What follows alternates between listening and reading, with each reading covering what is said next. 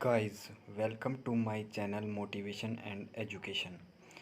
तो आज हम डिस्कस करेंगे टॉप 100 क्वेश्चन ऑफ साइंस जो कि प्रीवियस ईयर बार बार हर एग्ज़ाम में पूछे जाते हैं। तो चलिए वीडियो को शुरू करते हैं। तो आज का हमारा पहला क्वेश्चन है, डिफिशेंसी ऑफ विटामिन ई कोज, यानी कि विटामिन ई की अल्पता में यानी कि कमी से क्या होता है। बेरी बेरी रोग होता है, सकर्वी होती है, या प्रतिजनता यानी कि एंटी फर्टिलिटी, या नन ऑफ दिस। तो हमारा सही आंसर हो जाएगा option number C, anti fertility, यानी कि जो हमारे पास वो होते हैं प्रजातंत्र, यानी कि स्पर्म बनना कम हो जाता है या एग निकलने कम हो जाते हैं विटामिन ई की कमी से। ह्यूमन बॉडी में फीमेल में एग बनना कम हो जाता है और मेल में स्पर्म बनना कम हो जाता है, ठीक है, विटामिन ई की कमी से। तो अब हम डिस्कस कर लेते हैं ए बी ऑप्शन को भी। तो स्कर्वी किस विटामिन की कमी से होता है? विटामिन सी की कमी से क्या होता है? स्कर्वी। विटामिन सी की कमी से स्कर्वी होता है, और विटामिन बी की कमी से बेरी बेरी होता है, विटामिन बी। अब स्कर्वी के लिए इम्पोर्टेंट सोर्स क्या है? अगर आपको ये ठीक करना है तो इसका इम्पोर्टेंट सोर्स है, आप खट्टे चीज़ खाइए, जैसे कि आंवला। आंवला is the best source of vitamin C, ठीक है। और इसीलिए विटामिन सी, आंवला में एस्कॉर्बिक एसिड होता है, जिससे इसका केमिकल नेम क्या है? विटामिन सी का केमिकल नेम है एस्कॉर्बिक एसिड। अब आपने कमेंट सेक्शन में नीचे लिखना है कि विटामिन बी का केमिकल नेम क्या है। तो चलिए नेक्स्ट क्वेश्चन पे चलते हैं। अब हमारा नेक्स्ट क्वेश्चन है हमारे पास कि एंजाइम्स क्या होते हैं? एंजाइम्स आर, ठीक है, कार्बोहाइड्रेट होते हैं, ये लिपिड्स होते हैं, या पेट्रोल प्रोटीन होते हैं, या इनमें से कुछ नहीं, ठीक है। तो एंजाइम्स हमारे पास होते हैं, प्रोटीन फॉर्म होती है, ठीक है, प्रोटीन फॉर्म होती है और एक बायोलॉजिक कैटलिस्ट की तरह काम करते हैं, जो हमारे भोजन को पचाने में यानी कि हमारे भोजन को डाइजेस्ट करने में मदद करते हैं। प्रोटीन का काम ऑप्शन नंबर सी हमारे पास सही आंसर हो जाएगा।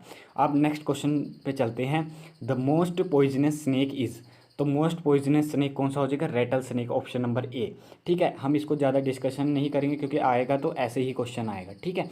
तो नेक्स्ट क्वेश्चन पे चलते हैं। अब हमारे पास नेक्स्ट क्वेश्चन है हमारे पास the bile is produced bye.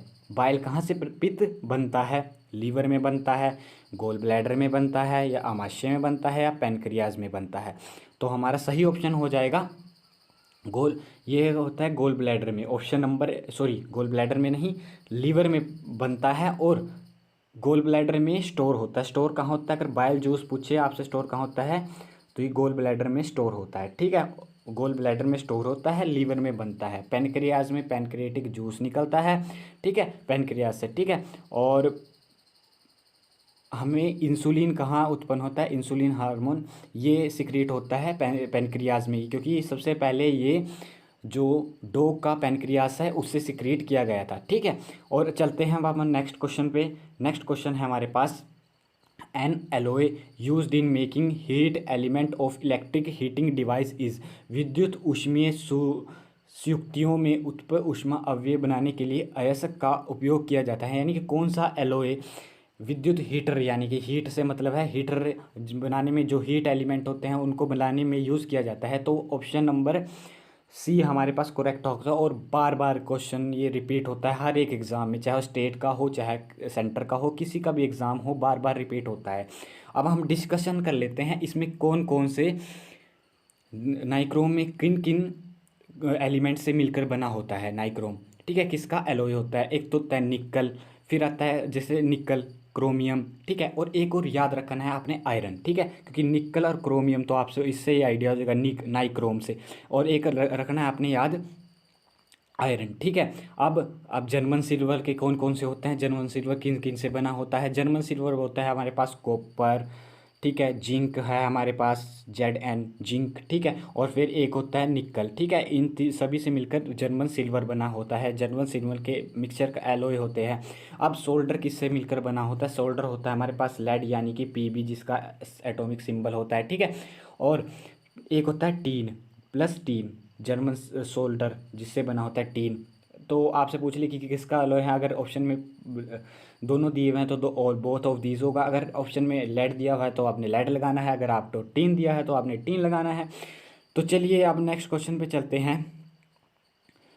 Next question है हमारे पास, brass is an alloy of. Brass किसका एलॉय है? ब्रास होता है हमारे पास जिंक और कॉपर का एलॉय। ऑप्शन नंबर बी हमारे पास सही आंसर हो जाएगा, जिंक और कॉपर का। ठीक है, अब आपने कमेंट सेक्शन में नीचे लिखना है कि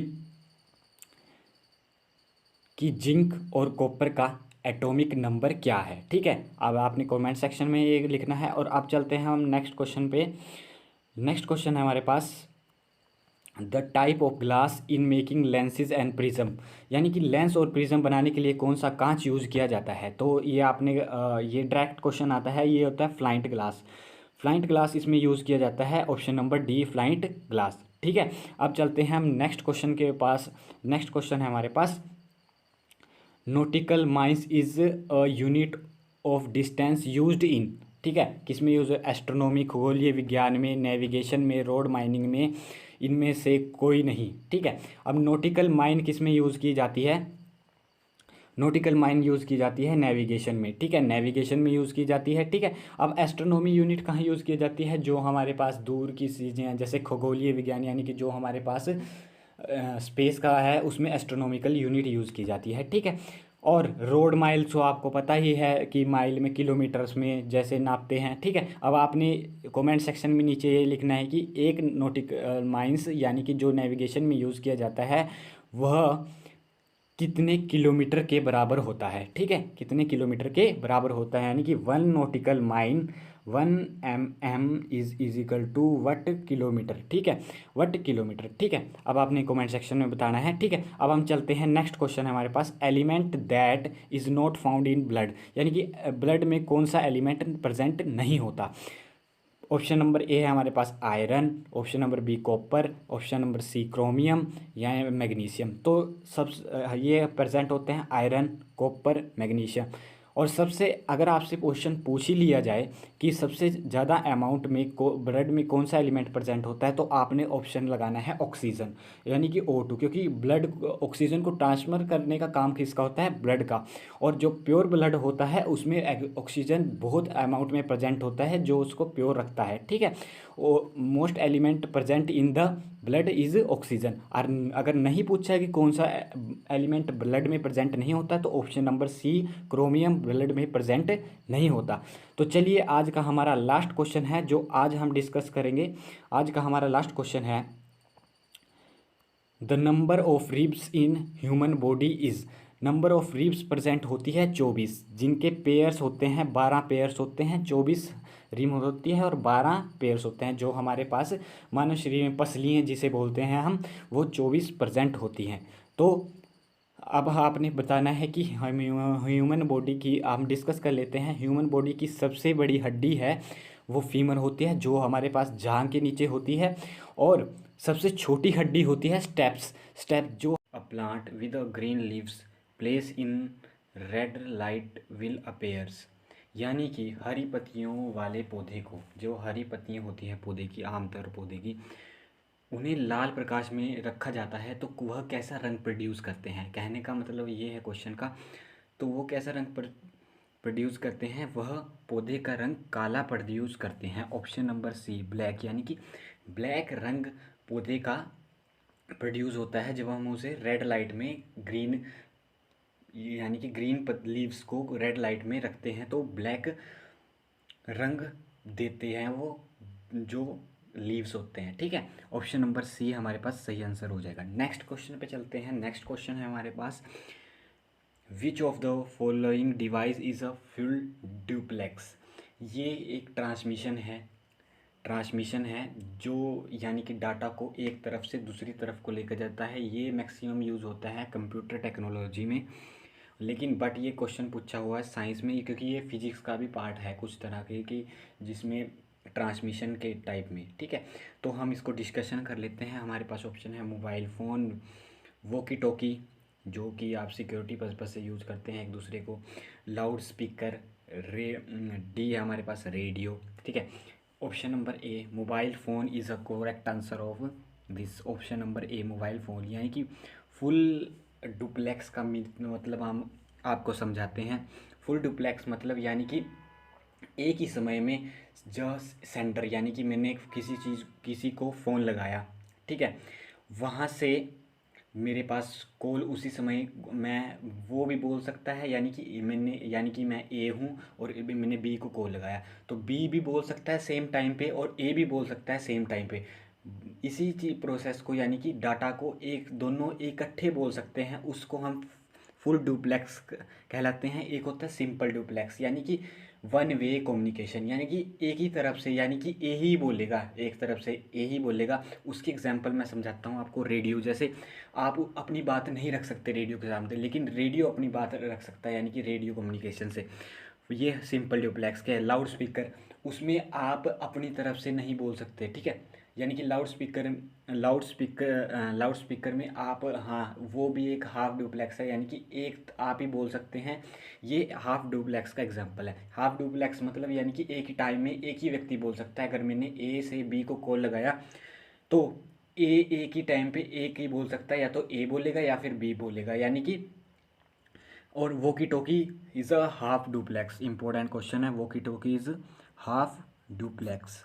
हाफ डुप्लेक्स यानी कि कोई भी पर्सन एक बार में एक ही बात बोलेगा, फिर दूसरे पर्सन को, जब पहला पर्सन बंद करेगा अपने बोलना, फिर दूसरा पर्सन बोलेगा, उसको कहते हैं हम हाफ डुप्लेक्स। तो चलिए, अगर आपको समझ आया तो नेक्स्ट क्वेश्चन पे चलते हैं हम।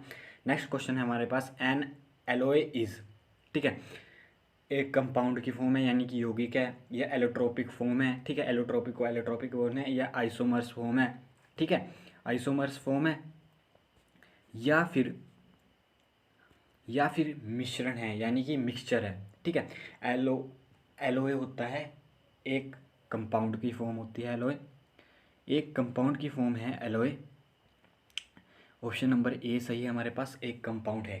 बिकॉज अब मिक्सचर और कंपाउंड में डिफरेंस समझते हैं। मिक्सचर होता है यानी कि काफ़ी एक अनप्रोपोर्शनल अमाउंट में मिले हुए किसी में, यानी कि उसमें इम्प्योरिटीज़ ज़्यादा होती है। बट कंपाउंड एक प्योरली फॉर्म है जिसमें दो एलिमेंट या दो से अधिक एलिमेंट मिले होते हैं एक फिक्स प्रपोर्शन में, यानी कि कोई 20% होगा, कोई 30% होगा, कोई 50% होगा, तो 100% हो जाएंगे। बट इसमें कुछ मात्रा में मिक्सचर में कुछ मात्रा में इम्प्योरिटीज़ भी ऐड होती हैं, इसीलिए इसे मिक्सचर कहते हैं। बट एलोएज क्या होता है, कुछ कुछ अमाउंट में उसमें फिक्स प्रपोर्शन होता है जिसमें इम्प्योरिटी नहीं ऐड होती, इसलिए इसको कंपाउंड कहा जाता है, ठीक है। चलिए अब नेक्स्ट क्वेश्चन पे चलते हैं। नेक्स्ट है हमारे पास, नेक्स्ट पहला क्वेश्चन है हमारे पास, the pH value of milk is, यानी कि दूध की पीएच वैल्यू क्या है। तो पीएच वैल्यू होती है दूध की 6.6, ऑप्शन नंबर सी, यानी कि इसकी वेरी करती है। अगर आप 6.6 से लेकर 6.9 तक वेरी करती है। ये थोड़ा एसिडिक फॉर्म होता है, जिसके अंदर दूध के अंदर कौन सा एसिड होता है, लैक्टिक एसिड प्रेजेंट होता है दूध के अंदर। आपने याद रखना है, लैक्टिक एसिड दूध के अंदर प्रेजेंट होता है। अब हम डिस्कस कर लेते हैं ब्लड का जो पीएच वैल्यू है, ब्लड की पीएच वैल्यू है 7.4 है ब्लड की पीएच वैल्यू, ठीक है, ब्लड की पीएच वैल्यू, ठीक है, ब्लड की पीएच वैल्यू 7.4 है ब्लड की। अब चलते हैं हम नेक्स्ट क्वेश्चन पे। नेक्स्ट क्वेश्चन है हमारे पास, एंजाइम्स आर। ये हमने इससे प्रीवियस वीडियो में भी डिस्कस करा है, तो प्रीवियस वीडियो में भी डिस्कस करा है, तो हम इसको थोड़ा सा ही डिस्कस करेंगे। एंजाइम्स एंजाइम्स एक फॉर्म है प्रोटीन की, ठीक है, ऑप्शन नंबर सी, प्रोटीन की फॉर्म है जो हमारे यानी कि पाचन डाइजेशन सिस्टम में मदद करती है, ठीक है, डाइजेशन सिस्टम में मदद करती है, यानी कि जो हमारी मेटाबॉलिक प्रोसेस है उनको, जो हमारे शरीर में मेटाबॉलिक प्रोसेस है उनको कंप्लीट करवाती है enzyme, with the help of enzyme कुछ, ठीक है। अब नेक्स्ट क्वेश्चन पे चलते हैं, which fuel has the maximum calorific value. अब हम इसमें डिस्कशन करेंगे, यानी कि सबसे ज़्यादा किस में होती है और बाय ऑप्शन इसमें सबसे ज़्यादा किससे होती है।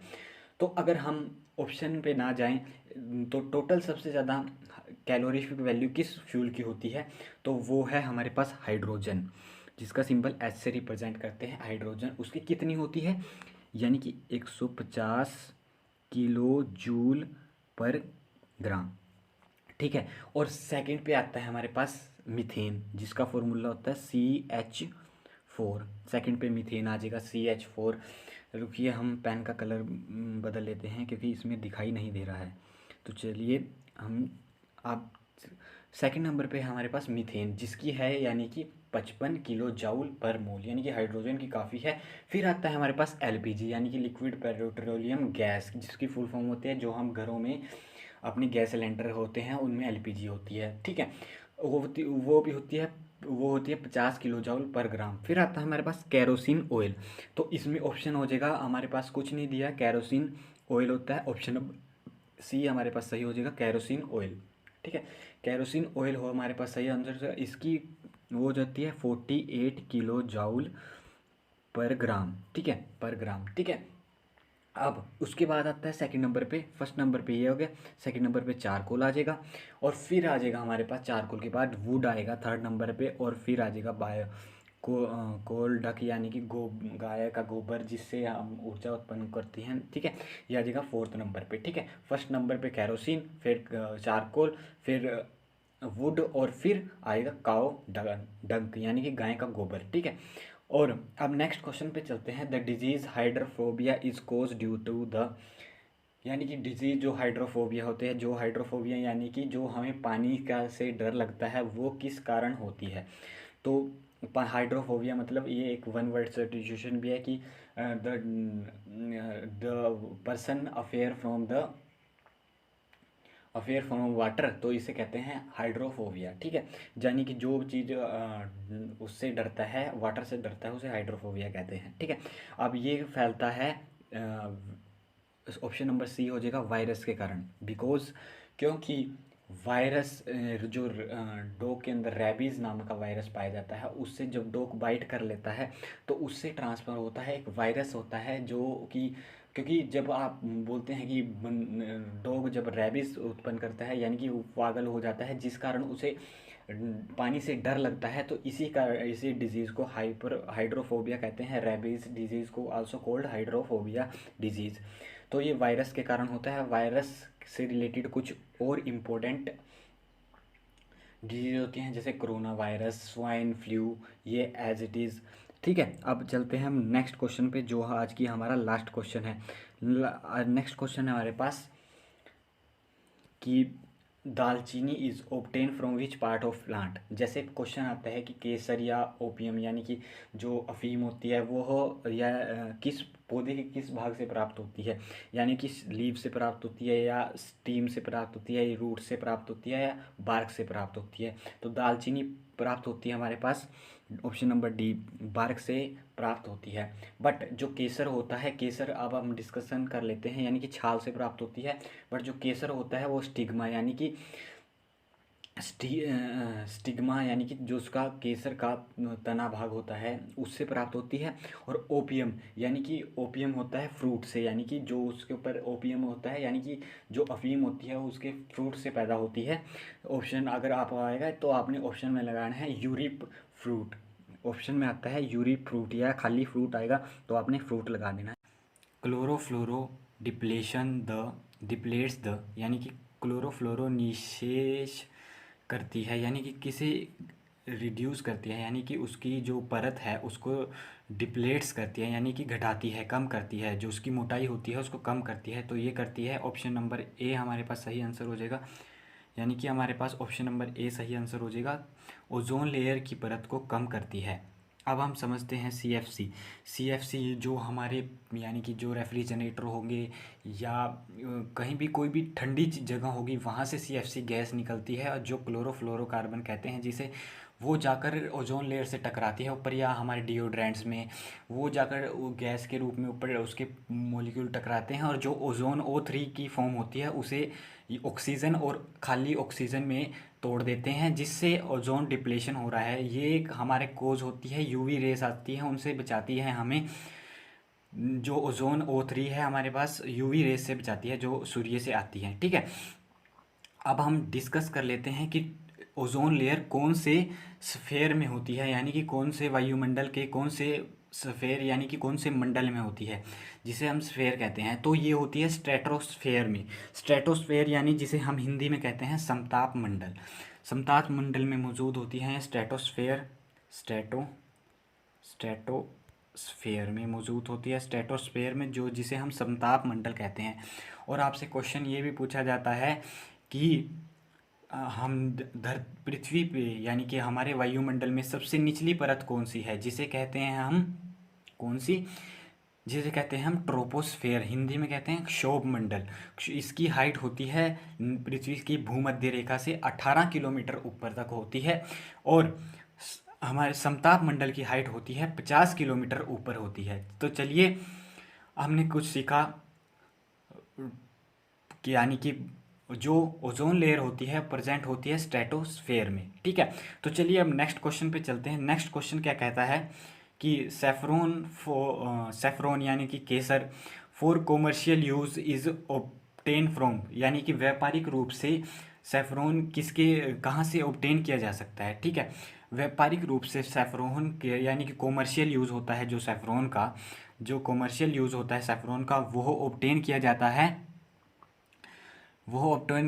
फ्लावर से, इसके फ्लावर के, जिसे कहते हैं हम क्रेप्सियस, उसके फ्लावर को कहते हैं क्रेप्सियस स्टैविस स्टैवियस क्रेप्सियस स्टैवियस, जिसे हम कहते हैं क्रेप्सियस स्टैवियस। अब हम सीख लेते हैं कि बट अगर आपसे क्वेश्चन पूछा है saffron is obtain from which part of plant, तो आपने सीधा ऑप्शन देना है। ऑप्शन में होगा स्टिग्मा एंड स्टाइल, तो आपका ऑप्शन आंसर हो जाएगा। और एक बार्क ऑप्शन में दिया हुआ है, बार्क से हमें क्या, यानी कि जो छाल होती है पौधे की उसे प्राप्त होता है वो दालचीनी। कल हमने क्वेश्चन डिस्कस किया था कि दालचीनी किससे प्राप्त होती है, बार्क से, यानी कि उसकी पौधे की छाल से दालचीनी प्राप्त होती है। ठीक है, और सेफ्रॉन कॉमर्शियल यूज़, यानी कि जो बेचने नहीं आते कहीं कश्मीर वगैरह से, या जहाँ पर सेफ्रॉन या केसर पौधा होता है वहाँ से बेचने आते हैं कि ये प्योर फॉर्म है, वो ना एक फ्लावर बेचते हैं जिसे कहते हैं क्रप्सियस स्टेविस, जो हमें बेच के चले जाते हैं क्योंकि उसमें एक हल्की बहुत खुशबू होती है केसर की, बट प्योर फॉर्म होती है जो स्टिग्मा और स्टाइल से प्राप्त होती है हमें। ठीक है, तो चलिए अब नेक्स्ट क्वेश्चन पे चलते हैं। नेक्स्ट क्वेश्चन है हमारे पास, ये एक ज्योग्राफी का क्वेश्चन है। Which of the following river does not form a rift valley. तो ऑप्शन हमारे पास ज़्यादा डिस्कशन नहीं करेंगे, हम इसको समझेंगे भी कि रिफ्ट वैली क्या होता है। ये हमारे पास गोदावरी, ऑप्शन नंबर ए सही आंसर हो जाएगा। गोदावरी हमें जो रिफ्ट वैली में नहीं होती है, river does not from rift valley, यानी कि एक रिफ्ट वैली नहीं बनाती। रिफ्ट वैली का मतलब यानी कि बीच पहाड़ों, दो पहाड़ हैं उनके बीच से नदी बह रही है, उसे रिफ्ट वैली बोलते हैं, यानी कि वी शेप में एक रिवर बह रही है। नर्मदा भी ऐसी करती है, नर्मदा जो अमरकंटक की पहाड़ियों से निकलती है नर्मदा, और गोदावरी महाराष्ट्र से निकलती है, और ताप्ती राजस्थान के कहीं पहाड़ियों से निकलती है कहीं से। तो ऑप्शन नंबर ये रिफ्ट वैली कौन कौन सी बनाती है, एक तो नर्मदा, ताप्ती, और भी दो चार रिवर हैं, लूनी रिवर, और भी काफ़ी रिवर है जो रिफ्ट वैली बनाती हैं। तो हम इतना ही डिस्कस करेंगे। तो अब हम चलते हैं नेक्स्ट क्वेश्चन पे। नेक्स्ट क्वेश्चन है हमारे पास, the largest production of ginger in India. ये भी ज्योग्राफी का ही क्वेश्चन है क्योंकि इसमें बीच में मिक्स हो गए हैं, तो हम इनको भी डिस्कशन कर लेते हैं। तो सबसे ज़्यादा जो जिंजर उद्योग यानी कि अदरक का उत्पादन करता है भारत में वो होता है केरल। बट अगर अब हम हिमाचल का भी डिस्कशन कर लेते हैं क्योंकि हिमाचल HPSSC का पेपर है ये।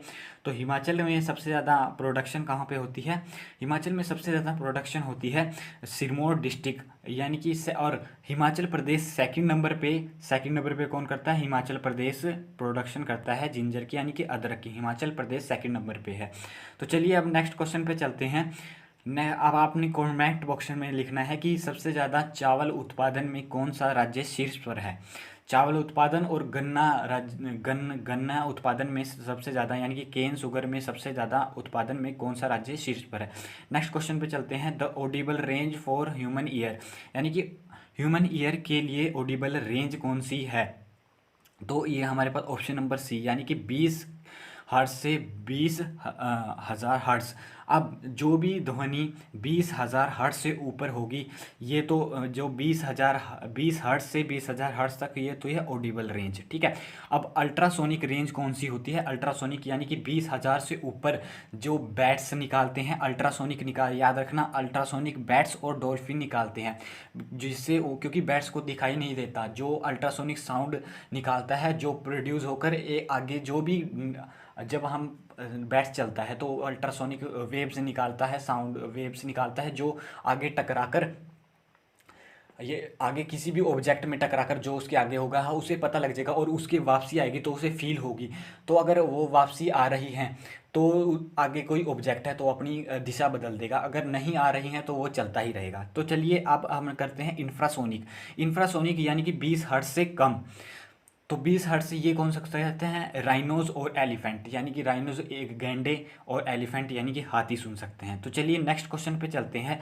Which among the following the best conductor of electricity? Electricity का बेस्ट कंडक्टर कौन सा होता है? Option number D, silver. Because silver क्यों होता है? प्रीसियस है कौन? गोल्ड।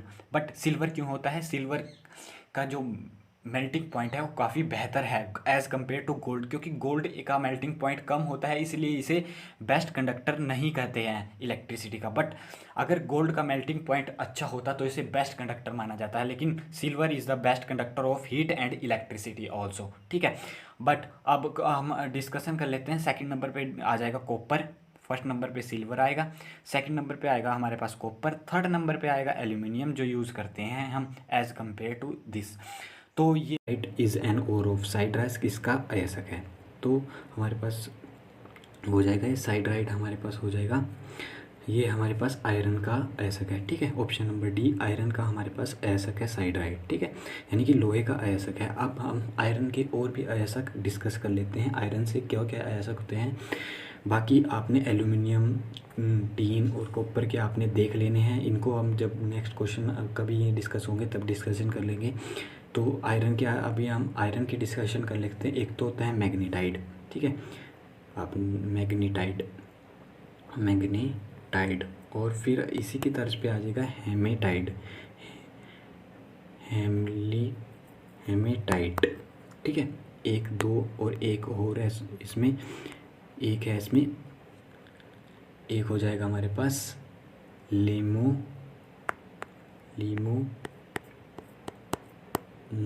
लिमोनाइट, ठीक है, हमारे पास एक हो जाएगा लिमोनाइट। अब चलते हैं हम नेक्स्ट क्वेश्चन पे। The highest grade and the best quality coal is, ठीक है, यानी कि कोयले का कौन सा प्रकार सबसे अच्छा गुणवत्ता में अच्छा है? सबसे अच्छा है जो इसमें आपने याद रख लेना है एंथ्रासाइट, ठीक है।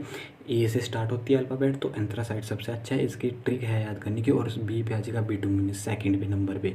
फिर उसके बाद आता है एल, ठीक है, क्योंकि अल्फ़ाबेट ऑर्डर में ऐसे ही याद आते हैं कि एंथ्रासाइट, फिर बी आता है बिटुमिनस, फिर एल आता है उसके बाद, और लास्ट में सबसे आता है पीट्स, ठीक है।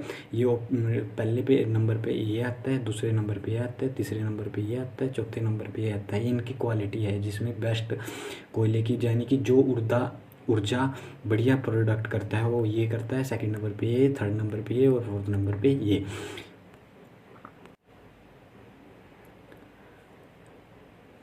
नेक्स्ट क्वेश्चन हमारे पास, decimal is the unit of, decimal किसकी यूनिट है? स्पीड ऑफ लाइट, यानी कि प्रकाश की गति की। नेक्स्ट है हमारे पास ऑप्शन इंटेंसिटी ऑफ साउंड, या इंटेंसिटी ऑफ हीट, या नन ऑफ दीज। तो ये रिलेटेड होती है इंटेंसिटी ऑफ साउंड से, intensity of sound, option number B, ठीक है। इंटेंसिटी ऑफ साउंड से डेसिमल की यूनिट है, ठीक है। और आप चलते हैं हम नेक्स्ट क्वेश्चन पे। नेक्स्ट क्वेश्चन हमारे पास, the best conductor of heat among of the following, ठीक है।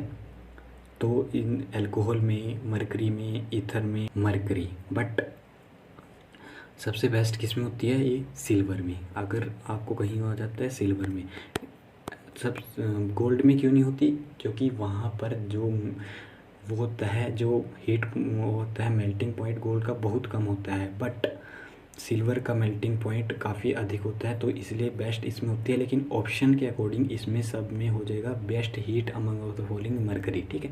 अब चलते हैं हम नेक्स्ट क्वेश्चन पे।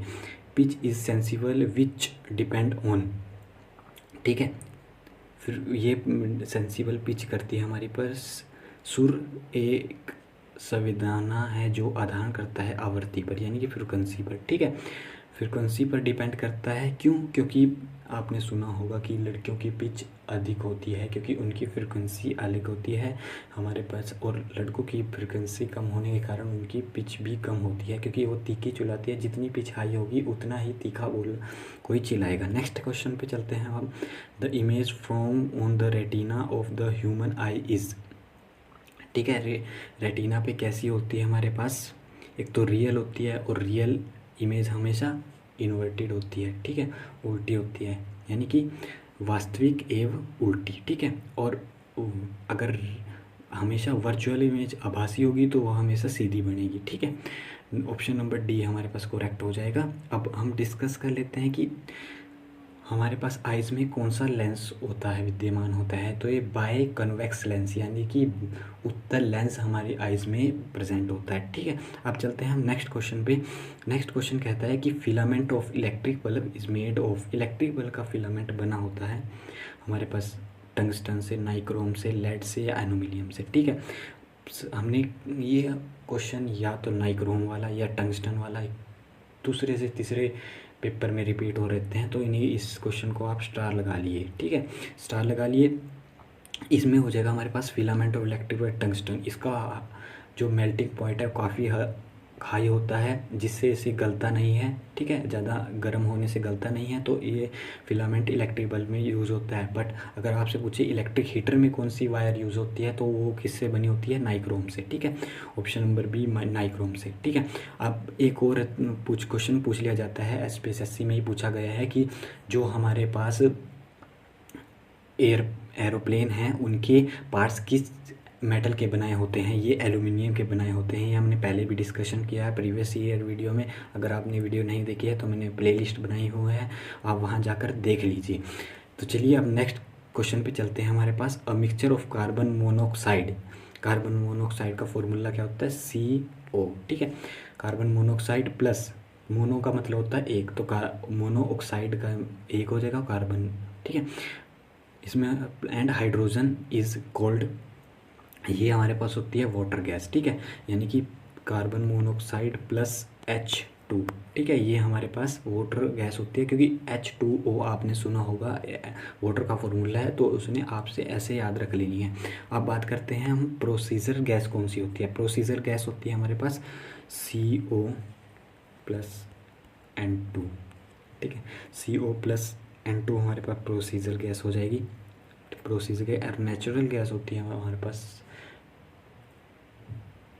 नेचुरल गैस होती है ब्यूटेन मीथेन का मिक्सचर होती है ये, ब्यूटेन इथेन मीथेन इन सब का मिक्सचर होती है नेचुरल गैस, ठीक है। ऑप्शन नंबर, इस क्वेश्चन का ऑप्शन नंबर बी बिल्कुल सही आंसर हो जाएगा। अब चलते हैं हम नेक्स्ट क्वेश्चन पे।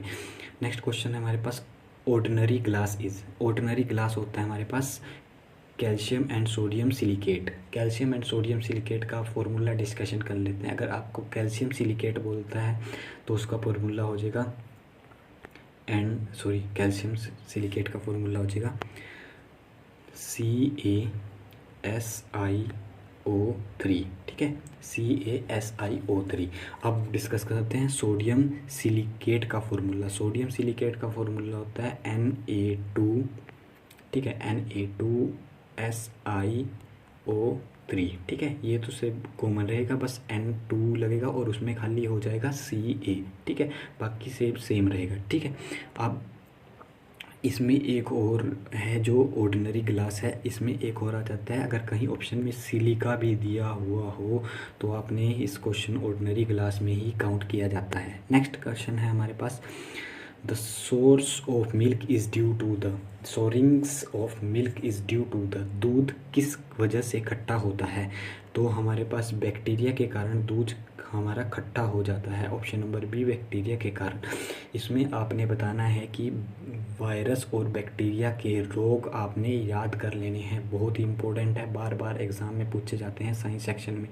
बायोलॉजी सेक्शन का इम्पोर्टेंट चैप्टर है ये डिजीज़, तो आपने बैक्टीरिया और वायरस और प्रोटोजोआ आल्सो, इससे आप एक क्वेश्चन पूछ लेता हूँ कि मलेरिया किस किस चीज़ के कारण होता है, तो हमारे पास बैक्टीरिया और वायरस, प्रोटोजोआ और नन ऑफ दिस ऑप्शन में होता है या उसमें दे देना है। तो इसका मलेरिया होता है हमारे पास प्रोटोजोआ से। नेक्स्ट पे चलते हैं। आज का लास्ट क्वेश्चन है हमारे पास, which part of plant yield opium, यानी कि पौधे का कौन से भाग अफीम देता है। ओपियम कहते हैं अफीम को, ठीक है।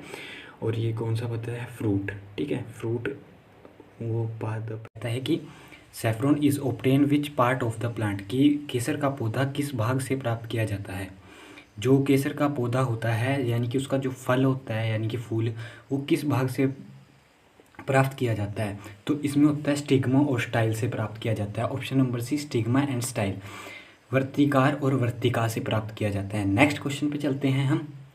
नेक्स्ट है हमारे पास, which one of the following term is poor man's cow, यानी निम्नलिखित में किसी गरीब व्यक्ति की गाय कहा गया है। तो ये ऑप्शन हो जाएगा हमारे पास, बकरी को गरीब व्यक्ति की गाय कहा जाता है। ऐसा मानते हैं हमारे देश में कि जो गरीब लोग होते हैं या होते हैं कि वो बकरी पालन का काम करते हैं। तो ये कहा किसने था, वेरी इंपॉर्टेंट क्वेश्चन, आगे क्वेश्चन बन सकता है। ये कहा था MK गांधी ने, यानी कि महात्मा गांधी ने गरीब गोट को पुअर मैन काउस कहा था, ठीक है। नेक्स्ट क्वेश्चन पे चलते हैं। अब कंप्यूटर का एक क्वेश्चन है जो साइंस में इंक्लूड कर रखा है। अब computer can not B boot if it does not have the, अगर कंप्यूटर पे ऑपरेटिंग सिस्टम नहीं होगा तो हम इसे कभी भी बूट प्रोसेस कर नहीं सकते। जो हमारी स्टार्टिंग में बूट होता है, यानी कि जब हम कंप्यूटर को स्टार्ट करते हैं तो बूटिंग प्रोसेस चालू होती है। तो अब डिस्कस कर लेते हैं ब्रीफली कि कंपाइलर क्या होता है। कंपाइलर वह चीज़ है जो कि हाई लेवल लैंग्वेज को लो लेवल लैंग्वेज में कन्वर्ट करती है, उसे हम कंपाइलर कहते हैं। यानी कि जो हाई लेवल लैंग्वेज होती है जैसे C++, जावा, ये सभी लैंग्वेज को जैसे मशीन लैंग्वेज में कन्वर्ट करती है, उसे हम कंपाइलर कहते हैं। लोडर वो होता है जो चीज़ को, उस लैंग्वेज को लोड करता है, ठीक है। और असेंबलर क्या होता है, जो असेंबली एक लो लेवल लैंग्वेज है जिसको असेंबलर की मदद से मशीन लैंग्वेज में कन्वर्ट किया जाता है। ये असेंबलर का काम है। हो गए तीनों सभी। तो चलिए अब नेक्स्ट क्वेश्चन पे चलते हैं। नेक्स्ट क्वेश्चन कहता है, the shape of the rain drop is spherical due to, ये होती है हमारे पास सरफेस टेंशन के कारण। सरफेस आपने लगा देना है ऑप्शन, सरफेस टेंशन के फिनोमिना के कारण जो हमारी रेन की ड्रॉप होती है वो स्फेरिकल शेप होती है, ठीक है। अब इलास्टिसिटी दिया था किसने, हुक्स ने इसके लो दिया था इलास्टिसिटी का, हुक्स लो कहते हैं जिसे, ठीक है। और ग्रेविटेशन तो मैक्सिमम लोग जानते होंगे कि न्यूटन ने दिया था, लॉ ऑफ ग्रेविटेशन, ये सब न्यूटन ने दिया था, आइजैक न्यूटन ने, जिसे हम आइजैक न्यूटन कहते हैं। तो नेक्स्ट क्वेश्चन पे चलते हैं। नेक्स्ट है हमारे पास, साउंड ट्रैवल फास्ट इन, तो आपने बताना है कि ध्वनि सबसे तेज किस में ट्रैवल करती है, स्टील में करती है, वैक्यूम में करती है, एयर में करती है या फिर वाटर में करती है। तो ये सबसे ज़्यादा सॉलिड में करती है, और सॉलिड का इसमें एक ही ऑप्शन दिया हुआ है, स्टील, ठीक है। स्टील उसके बाद करती है हमारे पास वाटर में, सेकंड नंबर पे वाटर पे, ठीक है। और थर्ड नंबर पे प्यार आएगा आपके पास एयर, क्योंकि एयर में भी कुछ पार्टिकल होते हैं जो उसे हम बोलते हैं उससे टकरा कर रिफ्लेक्ट करती है या करती है। अगर वैक्यूम में कहीं भी आप वैसे ही हाथ हिलाएंगे, अगर हाथ ऐसे खाली स्थान पे हिलाएंगे तो कोई भी साउंड नहीं प्रोड्यूस होगी, वो कहते हैं वैक्यूम, यानी कि निर्वात में कहीं भी साउंड ट्रैवल नहीं कर सकती। अगर आपसे क्वेश्चन पूछा जाए कि sound does not travel in medium, तो आपने ऑप्शन में लगा देना है वैक्यूम, ठीक है। बट सबसे फास्टेस्ट करती है स्टील में, यानी कि सॉलिड में, ठीक है। फिर आ जाएगा आपके पास लिक्विड में, फिर आ जाएगा गैस, ठीक है। अब नेक्स्ट चलते हैं हमें, the coil of an electric heater is made of, तो हमारे पास ऑप्शन में है aluminium, tungsten, nichrome and none of this. तो जो इलेक्ट्रिक हीटर की तार होती है वो नाइक्रोम की बनी होती है, ऑप्शन नंबर सी। बट अब डिस्कस कर लेते हैं हम ऑप्शन नंबर ए और बी को। ए और बी, टंगस्टन आपको पता ही होगा इलेक्ट्रिक बल्ब में काम आता है, ठीक है। जो हम यूज़ करते हैं इलेक्ट्रिक बल्ब, उसमें टंगस्टन ही होता है यूज, जो हम येलो कलर का लाइट होती है जिस बल्ब की, उसमें टंगस्टन यूज होता है क्योंकि इसका मैग्नेटिक पॉइंट बहुत ही अधिक होता है, जो एक गलती नहीं है। और नेक्स्ट है आप बात कर ले एल्यूमिनियम का जो एटॉमिक नंबर है वो है 13, ठीक है। 13 इसका एटॉमिक नंबर है। और ये हमारे पास एक क्वेश्चन आया था कि जो हमारे पास एयर प्लेन्स होते हैं उनके जो पार्ट्स होते हैं वो एल्यूमिनियम मेटल के बने होते हैं। एल्यूमिनियम मेटल के, अगर एरोप्लेन से रिलेटेड कहीं भी क्वेश्चन आए और पूछता है कि किस मेटल के बने होते हैं, तो वो एल्यूमिनियम के बने होते हैं। ठीक है, अब नेक्स्ट क्वेश्चन पे चलते हैं हम। Chlorine is mixed in water so that, अगर जब हम क्लोरीन को पानी में घोल मतलब मिलाते हैं क्लोरीन को पानी से के साथ, तो क्या होता है, तो क्या करता है, बैक्टीरिया किल। क्योंकि आपने देखा होगा ब्लीचिंग पाउडर की इस प्रोसेस को हम देते हैं क्लोरिलाइजेशन। अब आपने नीचे कमेंट बॉक्स में ब्लीचिंग पाउडर का फॉर्मूला लिखना है, क्योंकि बहुत बार पूछा गया है ब्लीचिंग पाउडर का फॉर्मूला, साइंस सेक्शन का इंपॉर्टेंट क्वेश्चन है एक। क्लोरीन ये बैक्टीरिया को किल करने के काम आता है, क्योंकि ब्लीचिंग पाउडर तभी डालते हैं जब हम बैक्टीरिया किल करते हैं ना। आपने कंफ्यूज नहीं होना कि वाटर इज़ क्लीन्ड, इसमें नहीं होता है, बैक्टीरिया को किल करने के लिए यूज़ होता है। ठीक है, मेन प्रायोरिटी आपने बैक्टीरिया किल करने को देनी है। ठीक है, नेक्स्ट क्वेश्चन है हमारे, ascorbic acid is an, ascorbic acid रहता है एक विटामिन है। ठीक है, और ये एस्कॉर्बिक किस विटामिन का केमिकल नेम है, यानी कि रासायनिक नाम किस विटामिन का, एस्कॉर्बिक एसिड। तो ये है हमारे पास विटामिन सी का एक केमिकल नाम है। ठीक है, विटामिन सी का। और विटामिन ए का केमिकल नाम होता है एस्कॉर्बिक, एस्कॉर्बिक तो विटामिन सी का हो गया। विटामिन ए का हमारे पास है रेटिनोल, रेटिनोल। ठीक है, विटामिन ए का रासायनिक नाम रेटिनोल। ठीक है, अब आपने कमेंट सेक्शन में ये आंसर देना है कि विटामिन ए की कमी से कौन सा रोग होता है और विटामिन सी की कमी से कौन सा रोग होता है, जल्दी, क्योंकि इनको बार बार रिवाइज करेंगे, क्योंकि ये बार बार पेपर में हर एक विटामिन लगभग एक साइंस सेक्शन में पूछा ही जाता है। ठीक है, अब आते हैं हमारे पास कि एंथ्रेक्स, जिसे हिंदी में गिल्टी रोग बोलते हैं, गिल्टी रोग किसके कारण होता है। ठीक है, यानी कोज बाय विच, वायरस के कारण होता है, बैक्टीरिया के कारण होगा, माइकोप्लाज्म के कारण या एल्गी के कारण, यानी कि शैवाल के कारण होता है। तो ये होता है हमारे पास ये एक बैक्टीरियल डिजीज़ है। इसका बैक्टीरिया का नाम है बैसिलस एंट्रासाइड्स, जैसे बैसिलस एंट्रासाइड्स। ठीक है, बैसिलस एंट्रासाइड इसके बैक्टीरिया का नाम है। अब बैक्टीरिया से रिलेटेड और भी हम डिजीज़ डिस्कस कर लेते हैं, जैसे ट्यूबरक्लोसिस हो गया, ये भी बैक्टीरिया कोज डिजीज है, जिसे टीबी बोलते हैं। ठीक है, टीबी बोलते हैं। वो हो गया हमारे पास टाइफाइड हो गया। ठीक है, ये भी बैक्टीरिया कोज करता है। और typhoid, tetanus also bacterial disease. ठीक है, और अब वायरस डिजीज़ पता कर लेते हैं कि वायरस डिजीज़, एक तो सबसे पहले तो एड्स हो गया जिसका वायरस HIV है। ठीक है, और फिर सेकंड वायरस डिजीज़ होगी हमारे पास कोरोना। ठीक है, ये मोस्ट इम्पोर्टेंट क्वेश्चन है, कहीं पूछा जा सकता है। ठीक है, कोरोना, इबोला वायरस। ठीक है, और हमारे पास वायरसेस में आ जाएगा स्वाइन फ्लू, ये भी एक वायरस का टाइप है। ठीक है, और नेक्स्ट क्वेश्चन पे चलते हैं। जो नेक्स्ट क्वेश्चन हमारे पास, पेंसिलिन इज़ आइसोलेटेड फ्रॉम। ठीक है, कि जो पेंसिलिन है वो किससे आइसोलेटेड की जाती है। जो पेंसिलिन, सबसे पहले पेंसिलिन आइसोलेटेड की जाती है, एक फंगीज है, उसका नाम है पेंसिलियम फंगी। तो जैसा कि हमने ऊपर डिस्कस कर लिया है, वायरस से होने वाली डिजीज़ और बैक्टीरिया से होने वाली डिजीज़ हमने ऊपर डिस्कस कर ली है। तो नेक्स्ट क्वेश्चन पे चलेंगे अब हम। आज का लास्ट क्वेश्चन है हमारे पास, which of the following is not a kharif crop. ये है बेसिकली उसका क्वेश्चन है, ज्योग्राफी का क्वेश्चन है, बट साइंस में पूछ लिया गया है, तो हम इसको भी डिस्कस करेंगे कि खरीफ फसल कौन सी नहीं है। कपास यानी कि कॉटन भी एक खरीफ फसल है, मूंगफली भी जिसे ग्राउंड नट कहते हैं, और मेज़ यानी मक्का भी एक खरीफ फसल है। लेकिन जो सरसों हमारे पास मस्टर्ड है वो हम लगाते हैं यानी कि नवंबर या अक्टूबर या नवंबर में इसको बीज देते हैं, या दिसंबर में मैक्सिमम, और इसका सही आंसर हो जाएगा मस्टर्ड। ठीक है, क्योंकि एक रबी फसल है। रबी फसल के और एग्जांपल हो जाएंगे हमारे पास, जैसे गेहूँ। ट्रांसजेनिक प्लांट्स आर परजीवी पादप होते हैं। ये होते हैं generated by introducing option number B, generated by introducing foreign DNA into a cell or regenerating a plant from the cell। तो हमारे पास ऑप्शन नंबर बी सही आंसर हो जाएगा, ऑप्शन नंबर बी। तो इसका मतलब होता है एक कोशिका विभाजन, डीएनए में प्रवेश और उस कोशिका के पादप के पूर्ण रूपांतरण द्वारा उत्पन्न किया जाए, यानी कि हाइब्रिडाइजेशन करवानी, किसी चीज़ में हाइब्रिड से किसी चीज़ को तैयार करना। जैसे हमने बीटी कॉटन करा था कल के सेशन में, अगर आपने वीडियो नहीं देखी है तो मैंने प्लेलिस्ट में डाली है, तो आप वहाँ से साइंस की प्लेलिस्ट में देख लेना।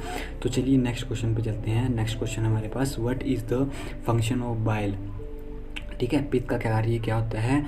इसका होता है, इसका मेन फंक्शन होता है वसा का पायसीकरण करना, यानी कि इमल्सिफाइज ऑफ फेट। ठीक है, ऑप्शन नंबर है हमारा इमल्सिफाइज ऑफ फेट। अब इसमें से एक क्वेश्चन ये भी बनता है कि बाइल जूस कहाँ पर स्टोर होता है। तो बाइल जूस इसका आप नीचे कमेंट सेक्शन में आंसर देना है कि बाइल जूस कहाँ पर स्टोर होता है। ठीक है, कहाँ पर रखते हैं बाइल जूस सिक्रीट होता है, सॉरी। और नेक्स्ट क्वेश्चन पे चलते हैं, द विटामिन विच कंटेन कोबाल्ट्स। तो विटामिन B12 होता है जो वो कंटेन करता है हमारे पास कोबाल्ट्स कंटेन करता है, और जिसमें विटामिन B12 का रासायनिक नेम है हमारे पास साइनोकोबालएमाइन। ठीक है, साइनोकोबालएमाइन इसका रासायनिक नाम हो जाता है, और ये हम ऐसे कैंसर ट्रीटमेंट में कोबाल्ट काम आता है। ठीक है, नेक्स्ट है हमारे पास क्वेश्चन है, और आपने इन सभी के केमिकल नेम एक बार रिवाइज कर लेने हैं, क्योंकि पूछा जा सकता है आने वाले किसी भी पेपर में। ठीक है, नेक्स्ट है हमारे पास, ये देखिए, मैक्सिमम टीचर कोई भी हो गए हैं जितने भी डिटेल में कराते हैं, मैंने जहाँ से बायोलॉजी पढ़ी है वहाँ भी ये नहीं पढ़ाया गया था कि ये एक बैक्टीरियल डिजीज, ये ऐसे क्वेश्चन वहाँ भी नहीं पढ़ाए जाते जो ये HPSSC पूछ रहा है। ठीक है, तो Aedes aegypti is the vector of which of the following disease, यानी कि aegypti is the vector of following disease का वेक्टर होता है, एक होता है वाहक, किस चीज़ का बीमारी का वाहक है, तो ये चिकनगुनिया का। ठीक है, चिकनगुनिया, और भी 2 बीमारी और हैं जिनका ये, एक तो येलो फीवर का ये वाहक है, येलो फीवर का वाहक है, और एक जीका वायरस का भी ये वाहक है, यानी कि उसको फैलाता है, जिसके थ्रू फैल सकता है, यानी कि उसमें अगर ये चला गया तो आप में भी, अगर वो चीज़ किसी को काटेगी तो आप में भी ये फैल सकता है। ये इसका कहने का मतलब है। वाहक का मतलब ये नहीं है कि वो उसमें, अगर उसमें नहीं होगी तो अगर वो काटेगा तो नहीं फैलेगा, अगर वो वाहक बन सकता है। ठीक है, जैसे डेंगू में, मलेरिया में डेंगू, एनाफिलीज मच्छर, ये वाहक होते हैं सब। ठीक है, प्लेग में जैसे चूहे होते हैं। ठीक है, नेक्स्ट है हमारे पास, एथिलिक फूड्स इज कोज्ड बाय, यानी कि ये बहुत ही कम टीचर कराते हैं इस क्वेश्चन को, जो HPSSC ने पूछ रखा, और ये काफ़ी डिफ़िकल्ट लेवल क्वेश्चन है। एथिलीट फूड किसके द्वारा होता है? ये होता है फंगस के द्वारा, और इसका फंगस को कहते हैं फंगस डिजीज़ है, जिसमें पैरों में रैसेस होते हैं, जैसे फुट से आपको क्लियर होगा, रैसेस होते हैं इस पर, और बहुत सी स्किन डिजीज़ जैसे पसीने से या वगैरह एलर्जी से हो जाती हैं। और इसमें इसका जो फंगस है वो है डर्मेटोफाइट्स इसका फंगस है, और ये एक फंगल डिजीज़ है। ठीक है, अब चलते हैं हम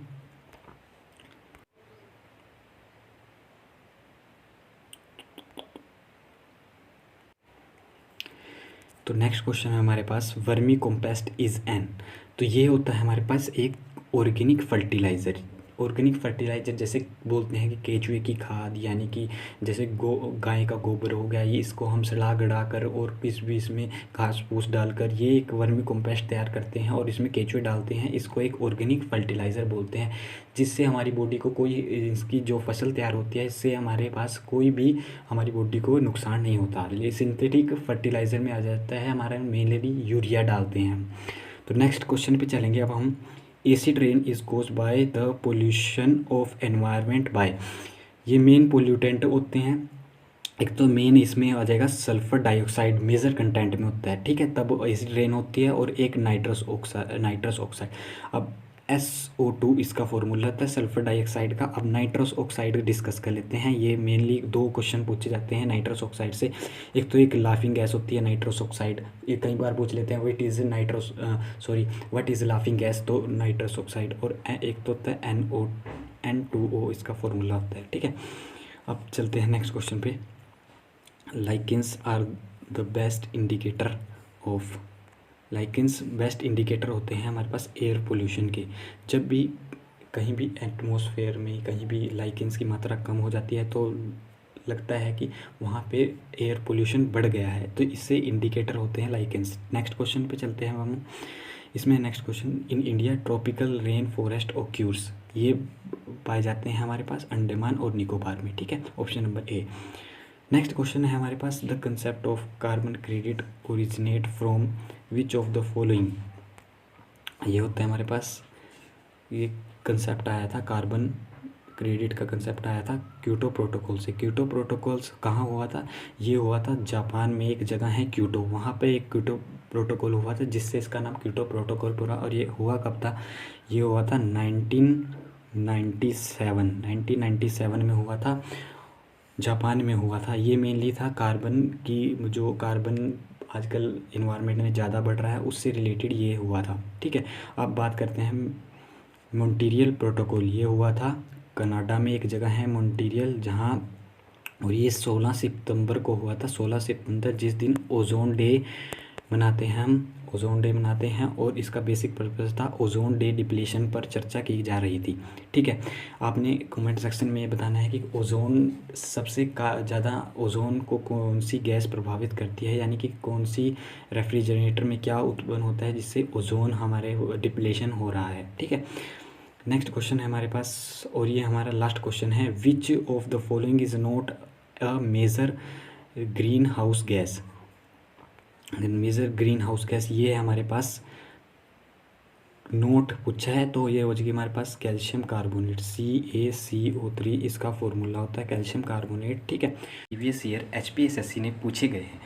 तो पहला का हमारा क्वेश्चन है, in which electric supply line in India which parameter is keep constant. यानी कि भारत में विद्युत आपूर्ति लाइन में से किस प्रचलन को स्थिर रखा गया है, यानी कि किस प्राचल को स्थिर रखा गया है। तो पहला ऑप्शन है धारा करंट, सेकंड है वोल्टेज, सेकंड है पावर शक्ति, और डी ऑप्शन है हमारे पास फ्रीक्वेंसी। फ्रीक्वेंसी को हम कांस्टेंट रखते हैं, बाकी वेरिएंट होते हैं क्योंकि करंट वोल्टेज ये अप डाउन होते रहते हैं। बाकी फ्रीक्वेंसी हमारी निरंतर कांस्टेंट रहती है, ठीक है, कितनी। और इस फ्रीक्वेंसी की वैल्यू पूछ ली जाती है एग्जाम में, कितनी होती है इंडिया में सप्लाई के लिए, 15 हर्ट्ज, 50 हर्ट्ज, ठीक है, 50 हर्ट्ज होती है। लेकिन अब HPSSC एक और इम्पोर्टेंट क्वेश्चन पूछता है कि USA में कितनी फ्रीक्वेंसी की वो इलेक्ट्रिसिटी सप्लाई होती है। ये बहुत ही इंपॉर्टेंट है, स्टार लगा कर लिख लें इसको। ये होती है 60 हर्ट्ज। इंपॉर्टेंट क्वेश्चन है, बार बार रिपीट होता है पेपरों में। नेक्स्ट क्वेश्चन है हमारे पास, नेक्स्ट क्वेश्चन पे चलेंगे हम। Which waves are use in sonograph. Sonograph wave किस में यूज़, कौन सी वेव सोनोग्राफ में यूज़ होती है, ठीक है। पहला है microwaves, sound waves, infrared waves और अल्ट्रासोनिक वेव्स। सोनोग्राफ में किस तरंग की प्रयोग होती हैं, कौन सी तरंगे प्रयोग होती है, सूक्ष्म तरंगे, ध्वनि तरंगे, अवरत तरंगे या पराध्वनि तरंगे। इसमें होती है अल्ट्रासोनिक, जो हाई फ्रिक्वेंसी वेव होती हैं और इन्हें पराध्वनिक तरंगे कहते हैं। और अब हम डिस्कस करते हैं माइक्रोवेव। माइक्रोवेव हम यूज़ करते हैं, माइक्रो ओवन सुना होगा आपने, और इंफ्रारेड के वेव्स के उपयोग आपने नीचे कमेंट सेक्शन में लिखने हैं और खुद भी उनको याद करने हैं, क्योंकि आने वाले टाइम में इनसे भी क्वेश्चन उठ सकता है। नेक्स्ट HPSSC का क्वेश्चन है, निम्नलिखित में से किसने एक ही विषय के 2 बार नोबेल पुरस्कार प्राप्त किए हैं? किसने एक ही विषय में, ये बहुत ही इंपॉर्टेंट है, ये करे हैं मैडम क्यूरी ने। Option number A madam Curie, जिन्होंने फिजिक्स में नोबेल पुरस्कार जीता है 2 बार। इन्होंने रेडियो एक्टिविटी की खोज की थी, रेडियो एक्टिविटी की खोज की थी, रेडियो एक्टिविटी की खोज की थी।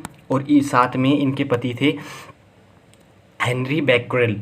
इनको रेडियो एक्टिविटी मैडम क्यूरी के नाम से रेडियो एक्टिविटी की यूनिट कहते हैं मैडम क्यूरी को, ठीक है, क्यूरी यूनिट होती है। नेक्स्ट क्वेश्चन है हमारे पास, which one of the following is not a form of store energy? Nuclear energy is not a type of store, is a type of store energy.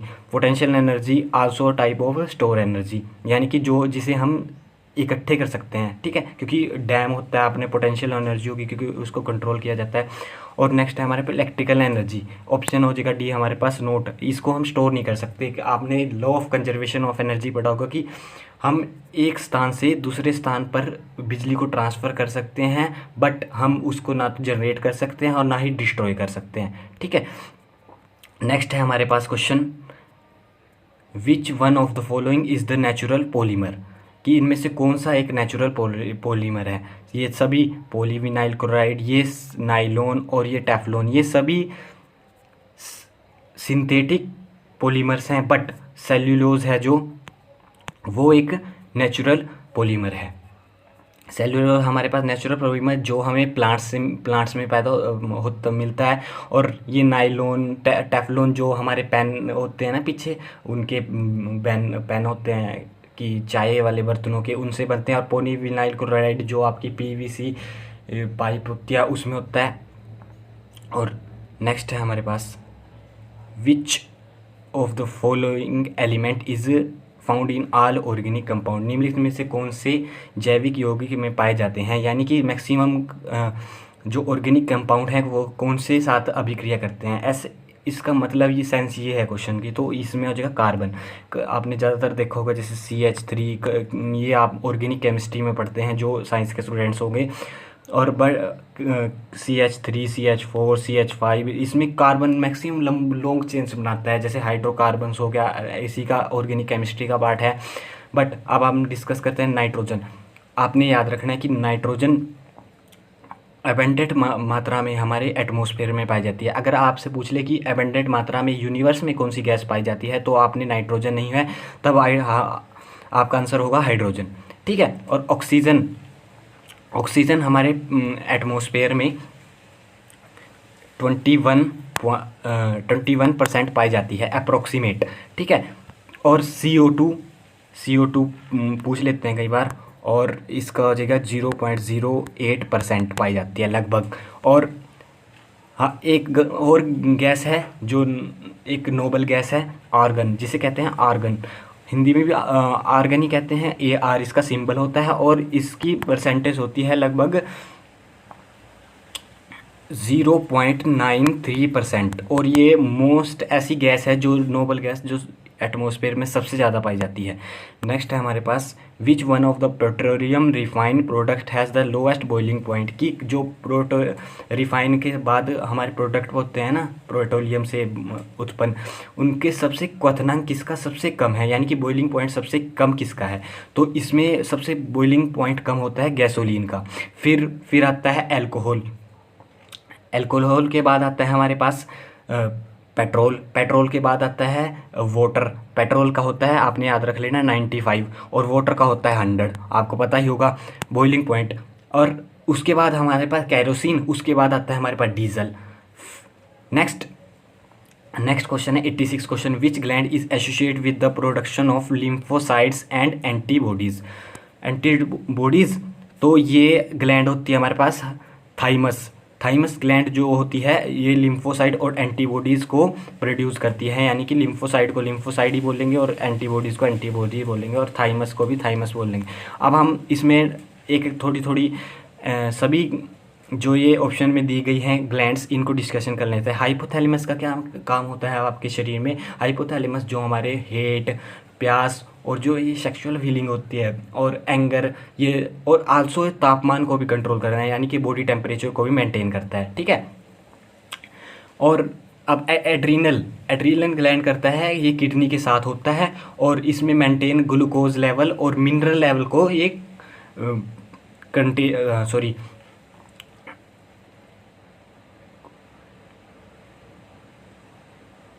को maintain करता है, ठीक है। और थायराइड, थायराइड से एक हार्मोन निकलता है जिसको हम थायरोक्सिन हार्मोन कहते हैं।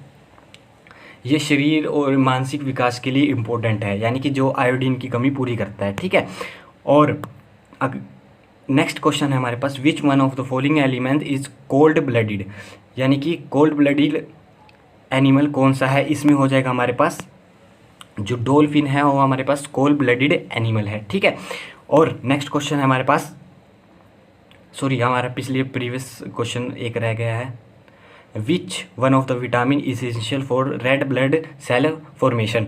तो रेड ब्लड सेल फॉर्मेशन जैसे जैसे हमारे पास ये सभी हमारे पास विटामिन बी के जो रासायनिक नाम है, क्योंकि vitamin B1, B2, B3, B5, B7, B9 और सॉरी B6 भी होता है और B12 भी होता है। इसमें हमारे पास आ जाएगा, जैसे हमारे पास इसमें सही आंसर तो हो जाएगा फोलिक एसिड, क्योंकि इसकी सबसे ज़्यादा B9 पे आता है, यानी कि जैसे जैसे नंबर इंक्रीज होगा वैसे ही रेड ब्लड सेल फॉर्मेशन ज़्यादा होगी। तो सबसे ज़्यादा red blood cells folic acid होता है। बट इसमें एक और है विटामिन B12 जिसे साइनो कोलेब एलमाइन बोलते हैं हम, और ये हमारे पास B9 का है।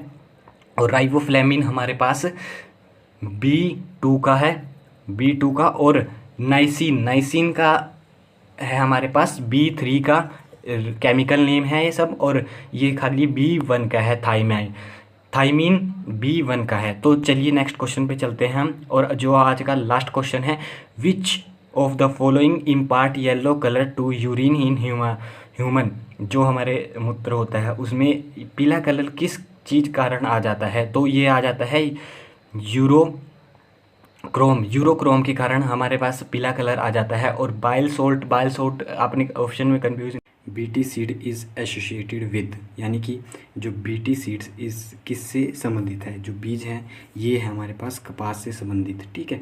ये एक हाइब्रिड क्वालिटी है कॉटन की, क्योंकि इसमें एक यानी कि इसमें कीड़ा नहीं लगता, यानी कि कीटनाशक कीट नहीं लगता, इसलिए इसको बीटी, इसकी फुल फॉर्म है बैसिलस टर्नेजेनियसिस, बैसिलस टर्नेजेनियसिस। इसकी मैं स्पेलिंग भी लिख लेता हूँ, बैसिलस BACILLUS,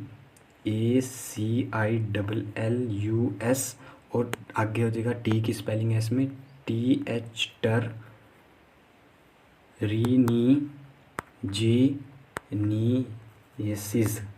टर्नेजेनियसिस। और अब इसमें जे ऑयल सीड है, वीट है, राइस है, ये ऑयल सीड और ये वीट ये तो है हमारे पास रबी फसल। बट जो ये राइस और ये कॉटन है ये क्या होती हैं खरीफ फसल, यानी कि खरीफ के टाइम का ये क्वेश्चन आ रहे हैं पहले भी कि कौन सी खरीफ है कौन सी वीट है, तो कॉटन एक खरीफ फसल है। तो चलिए नेक्स्ट क्वेश्चन पे चलते हैं, ये काफ़ी हार्ड क्वेश्चन है HPSSC ने पूछे हुए। Nano technology in other words, nano technology क्या है? एक एटॉमिक इंजीनियरिंग है, ठीक है। अब एटॉमिक इंजीनियरिंग, क्योंकि हम जब भी एटम यानी कि परमाणु, ये परमाणुिक इंजीनियरिंग है, परमाणु से समझते हैं जो एटम का साइज़ है उसमें हम नैनो टेक्नोलॉजी में भी कई बार हम मापते हैं। इसकी कई बार वैल्यू पूछ ली जाती है कि एक नैनोमीटर कितने एक नैनो कितने मीटर के बराबर होता है? तो एक नैनो हमारे पास इसकी वैल्यू होती है बहुत ही कम होती है मीटर में, 10⁻⁹ मीटर, -10⁻⁹ मीटर, ठीक है। इसको लिख देता हूँ मैं दोबारा से, 10⁻⁹ मीटर। तो देखिए आप इतनी छोटा, मतलब 10 टाइम्स जीरो लगा देंगे उतना छोटा एक नैनो की पावर होती है। तो चलिए अब चलते हैं नेक्स्ट क्वेश्चन में, ठीक है। और deficiency of vitamin K cause be the cause of, यानी कि विटामिन के की कमी के क्या हो सकता है। विटामिन के की कमी से, सॉरी विटामिन के की कमी से हमारे पास हीमोमोर हैंगिंग होता है, हीमोमोर हैंगिंग। ये ऑप्शन नंबर डी, जिसमें रक्त स्त्राव, जिसमें हिंदी में बोलते हैं रक्त स्त्राव, ऑप्शन नंबर डी। क्योंकि इसका जो सबसे पहले तो विटामिन के का रासायनिक नाम, ठीक है, विटामिन फिलिकविनोन इसका रासायनिक नाम है, फिलिकविनोन इसका रासायनिक नाम है, जो अक्सर ही एग्ज़ाम में पूछा जाता है। ये भी एक हार्ड क्वेश्चन होगा और ये तो हाई हार्ड, क्योंकि इसमें टर्म आपको अगर ये हिंदी में के बजाय इंग्लिश में लिख देता ऐसे ही सेम, तो ये का क्वेश्चन काफ़ी टफ हो जाता। तो इसका मतलब होता है यानी कि खून का थक्का नहीं जमता, पट्टिकाणु नहीं जमते, यानी कि ब्लड क्लोटिंग होती रहती है, ब्लड निकलता रहता है, बह जाता है सारा ब्लड अगर विटामिन के की कमी हो तो, ठीक है। और नेक्स्ट है हमारे पास ओन्कोजीन का संबंध है, ओन्कोजीन का संबंध है कैंसर से, ठीक है, एक ट्यूमर से संबंधित है ओन्कोजीन एसोसिएटेड विद कैंसर, ठीक है। ये मैक्सिमम क्वेश्चन करंट अफेयर से उठाए गए हैं उस समय 2018 में, क्योंकि ये काफ़ी हार्ड क्वेश्चन, जैसे ये देखिए कि हरियंत इज़ द नेम ऑफ, ये भी आल्सो, क्योंकि उस टाइम में करंट में रहा होगा तो ये साइंस का क्वेश्चन उठा लिया, ये मतलब जनरल साइंस कह सकते हैं हम इसको क्वेश्चन को। ये है एक nuclear powered submarine ballistic missile, nuclear power submarine ballistic submarine है, ठीक है। न्यूक्लियर पावर ऑप्शन नंबर ए बिल्कुल सही है, ठीक है। और चलते हैं हम नेक्स्ट क्वेश्चन पे, cryogenic engine is used in, ठीक है। अभी अभी हाल ही में इससे रिलेटेड एक एग्ज़ाम में क्वेश्चन पूछा है, HPSSC क्लर्क एग्ज़ाम था, उसमें क्वेश्चन पूछा जाता है कि which condition is suitable for cryogenic engine, के लिए क्या कंडीशन सूटेबल है। तो सबसे पहले तो इसका आंसर बता लेते हैं कि ये स्पेस शटल में यूज़ होता है, ठीक है, स्पेस शटल में, क्योंकि वहाँ पर एक ये बिल्कुल लो टेम्परेचर मेंटेन करने के लिए यूज़ होता है, लो टेम्परेचर, ठीक है, लो टेम्परेचर मेंटेन करने के लिए यूज़ होता है, लो टेम्परेचर मेंटेन करने के लिए होता है स्पेस शटल में, ऑप्शन नंबर बी तो सही हो जाएगा। क्यों? क्योंकि हमें फ्यूल, हाइड्रोजन फ्यूल की ज़रूरत पड़ती है उसमें, क्योंकि हम वहाँ पे हाइड्रोजन फ्यूल यूज़ करते हैं, जिसको हमें इतनी गैसियस स्टेट में कन्वर्ट करना पड़ता है, इतनी लो टेम्परेचर पर, जिस प्रोसेस को हम क्रायोजेनिक बोलते हैं, ठीक है। इस कारण इसको नाम दे दिया क्रायोजेनिक इंजन, ठीक है। नेक्स्ट क्वेश्चन है हमारे पास, where is the first cyber police station in India, ठीक है, कि भारत में पहला साइबर पुलिस स्टेशन कहाँ पर है। ये भी आल्सो वहाँ से उठा हुआ करंट अफेयर का क्वेश्चन है, बट आ सकता है कि पहला साइबर पुलिस स्टेशन कहाँ खोला गया है, ये हम कह नहीं सकते, दोबारा रिपीट हो सकता है क्वेश्चन, ठीक है। ये हमारा बेंगलुरु में खुला था, वैसे तो महाराष्ट्र में खुला, लेकिन ऑप्शन के अकॉर्डिंग बेंगलुरु सही आंसर हो जाएगा, ठीक है, जहाँ तक मैंने विकीपीडिया पे देखा, ठीक है। और विच ऑफ द नेक्स्ट क्वेश्चन हमारे पास, आप 2-3 क्वेश्चन कंप्यूटर के हैं जो हम साइंस सेक्शन में इंक्लूड कर रखे हैं उन्होंने। विच क्वेश्चन है हमारे पास, which of the following is not and operating system, तो ये भी हमारे पास लिनक्स भी एक ऑपरेटिंग सिस्टम है, ठीक है, यूनिक्स भी एक ऑपरेटिंग सिस्टम है, window is also operating system, but Java option सही हो जाएगा क्योंकि ये एक लैंग्वेज है, ठीक है, जावा is a high level language, ठीक है।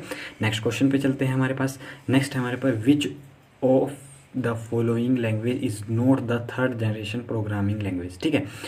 410 इसकी फुल फॉर्म होती है फॉर्मूला लैंग्वेज, ठीक है, 410 की full form formula language, COBOL, एलोग, ये सब थर्ड जनरेशन लैंग्वेज है, बट जो ये हमारे पास मैटलैब, ये कोई लैंग्वेज नहीं है, ठीक है, कंप्यूटर में कोई लैंग्वेज नहीं है, तो ये ऑप्शन नंबर ए सही हो जाएगा इसमें। नेक्स्ट है हमारे पास, a computer can not boot if it does not have the, ये सेम क्वेश्चन रिपीट हुआ है अभी हाल फिलहाल में एग्ज़ाम में, जो मैंने देखा था, जो हमने पिछली वीडियो में भी डिस्कस करा था इस क्वेश्चन को।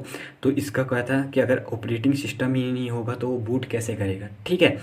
तो आज के ये primary colour in photograph are, यानी कि फ़ोटोग्राफी में प्राथमिक रंग होते हैं, कौन कौन से होते हैं, red blue yellow, red yellow green, या रेड ब्लू ग्रीन, या फिर रेड ग्रीन साइन। ठीक है, तो इसमें हमारा सही आंसर हो जाएगा ऑप्शन नंबर सी। जो प्राइमरी कलर होते हैं, एक तो रेड होता है और एक ब्लू होता है और एक होता है ग्रीन। ठीक है, एक ग्रीन होता है। तीन मेनली कलर होते हैं, तीन जो हमारे पास इसमें होते हैं फोटोग्राफी में। बाकी सब इसके मिक्सचर से बनाए जाते हैं, इसके मिक्सचर से बनाए जाते हैं। बाकी सब इनके जो परसेंटेज को कम ज़्यादा करके बनाए जाते हैं। तो चलिए नेक्स्ट क्वेश्चन पे चलते हैं अब। तो ये हमारा नेक्स्ट क्वेश्चन है हमारे पास। नेक्स्ट क्वेश्चन है the coil of in electric heater is made up of, यानी कि जो हमारे पास कोयल बनाई जाती है इलेक्ट्रिक हीटर की, वो किस चीज़ की बनाई जाती है। तो ये ऑप्शन नंबर सी हमारा सही हो जाएगा, नाइक्रोम की। हर एक दूसरे एग्ज़ाम में रिपीट होता है क्वेश्चन कि किसकी, इलेक्ट्रिक हीटर की। अभी मैं फ़िलहाल पीछे एग्ज़ाम दिया था, उसमें भी ये क्वेश्चन बार बार रिपीट हो रहा था कि नाइक्रोम कि इलेक्ट्रिक हीटर किससे बना होता है। और ये टंगस्टन वाला कि जो इलेक्ट्रिक बल्ब का फिलामेंट होता है किससे बना होता है, टंगस्टन से बना होता है। एल्यूमिनियम, ये क्वेश्चन भी आ रहा है और ये इस बार भी रिपीट हो सकता है, क्योंकि बहुत कम बार पूछा गया है कि एल्यूमिनियम का जो यूज़ होता है वो एरोप्लेन बनाने में होता है। ये अभी हाल फिलहाल में पूछा गया है एसपीएससी में। तो चलिए नेक्स्ट क्वेश्चन पे चलते हैं हम। नेक्स्ट क्वेश्चन है हमारे पास an atom bomb is based on the principle of. जो हमारे पास एटम बॉम्ब होता है ये किस प्रिंसिपल पर बेस होता है। तो ये हमारे पास होता है न्यूक्लियर फिजन। सो हाँ जी, न्यूक्लियर फिजन यानी कि न्यूक्लियर विघटन पे ये होता है। आपने ऐसे करना है कि न्यूक्लियर फ्यूज़न का मतलब होता है, यानी कि हिंदी से पहचानना है कि न्यूक्लियर संलयन का मतलब होता है जो कि वहाँ सूर्य पे होती है। स से संलयन होता है और स से सूर्य होता है। तो आपने ऐसे याद रखना है कि जो न्यूक्लियर फ्यूज़न है यानी कि संलयन है वो सूर्य पे होता है, क्योंकि आप इसको मैक्सिमम हिंदी से याद रखें, क्योंकि स से सूर्य होता है, स से संलयन होता है। तो अब विघटन होता है एटॉमिक बॉम्ब में, क्योंकि ये एक अनकंट्रोल चेन रिएक्शन की फॉर्म में होता है, यानी कि एटॉमिक बॉम्ब। और ये जो कंट्रोल न्यूक्लियर फ्यूज़न होता है ये हमारे पास न्यूक्लियर प्लांट लगाए जाते हैं जिनसे हम एनर्जी पैदा करते हैं। ठीक है, ये होते हैं। और ये जो आपसे पूछा है कि इन सन विच प्रोसेस इज़ ओक्यूर, तो वहाँ होती है नाभिकीय संलयन है कि न्यूक्लियर फ्यूज़न, ये होता है सन में। ठीक है, ये हो जाएगा सन। ठीक है, अब चलते हैं हम नेक्स्ट क्वेश्चन पे।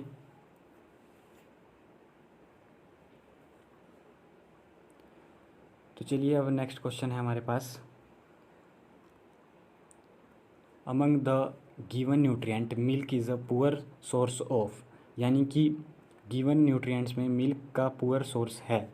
तो ये हमारे पास है कैल्शियम है, प्रोटीन है या कार्बोहाइड्रेट है, विटामिन सी है। तो आपको पता ही होगा कि विटामिन सी एक खट्टा पदार्थ, जिसमें खट्टे पदार्थ होते हैं उसमें विटामिन सी भरपूर मात्रा में पाया जाता है। तो मिल्क का प्योर सोर्स होगा विटामिन सी। बट अब मिल्क के कैल्शियम की भरपूर मात्रा होती है, क्योंकि कैल्शियम सबसे ज़्यादा कैल्शियम ही प्रदान करता है मिल्क जो हमें। और प्रोटीन भी कुछ अमाउंट में प्रदान करता है, कार्बोहाइड्रेट भी। बट अब आप डिस्कस कर लेते हैं कि विटामिन सी का सबसे अच्छा स्रोत कौन सा है। विटामिन सी का सबसे अच्छा स्रोत है आंवला। आपने कंफ्यूज नहीं होना है नींबू में। ठीक है, कई बार, क्योंकि मैं खुद ही एक बार कंफ्यूज हुआ हूँ। मैंने अभी प्रीवियस एग्ज़ाम दिया था तो उसमें मैं कंफ्यूज हुआ था कि आंवला और नींबू में, तो मैंने उसमें नींबू टिक कर दिया था। लेकिन आपको आंवला एक बेस्ट सोर्स है, सबसे ज़्यादा आंवला सोर्स है, ना कि नींबू। ठीक है, सेकंड नंबर पे नींबू को प्रायोरिटी देनी है। ठीक है, अब इसकी कमी से कौन सा रोग होता है, इसकी कमी से स्कर्वी रोग होता है। विटामिन सी की कमी से कौन सा रोग होता है, स्कर्वी रोग होता है। नेक्स्ट, अब नेक्स्ट क्वेश्चन पे चलते हैं। नेक्स्ट क्वेश्चन है हमारे पास curd is source due to presence of, यानी कि किस वस्तु के कारण दही खट्टी होती है। तो ये आपने होता होगा कि मेनली होता है लैक्टिक एसिड। दूध में भी लैक्टिक एसिड होता है, दही में भी लैक्टिक एसिड के कारण दही खट्टी होती है। ठीक है, तो ये हो गया लैक्टिक एसिड। अब एसिटिक एसिड किस में प्रेजेंट होता है। लैक्टिक एसिड हमारे पास दूध दही में हो गया। ठीक है, अब एसिटिक एसिड हमारे पास प्रेजेंट होता है, एसिटिक एसिड का फॉर्मूला होता है CH3COOH, यानी कि, और ये प्रेजेंट होता है हमारे पास, ये मेनली प्रेजेंट होता है सिरके में, ठीक है। अगर आपसे पूछे कि सिरके में कौन सा एसिड प्रेजेंट होता है या एसिटिक एसिड किस चीज़ में प्रेजेंट होता है, तो एसिटिक एसिड सिरके में प्रेजेंट होता है। अब हम बात कर लेते हैं सिट्रिक एसिड।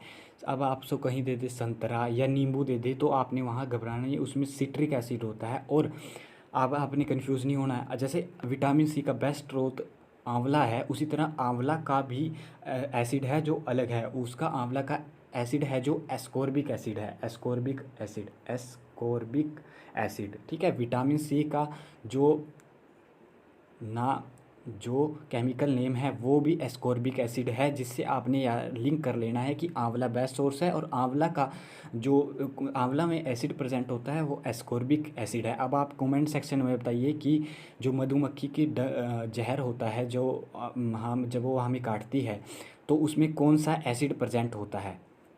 आप अपने कमेंट सेक्शन में लिख के बताना है।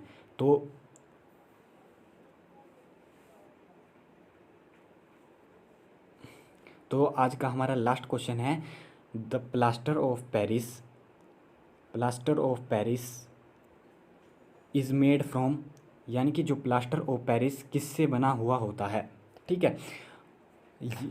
प्लास्टर ऑफ पेरिस बना होता है जिप्सम से। अब जिप्सम्स का फॉर्मूला पूछ लिया जाता है और प्लास्टर ऑफ पेरिस का ही फॉर्मूला हम इसमें वीडियो में डिस्कस करेंगे, क्योंकि ये फुल ऑफ ये सभी ऑप्शनों को वीडियो में समझाया जाएगा, ठीक है। तो जिप्सम का फॉर्मूला डिस्कशन कर लेते हैं हम।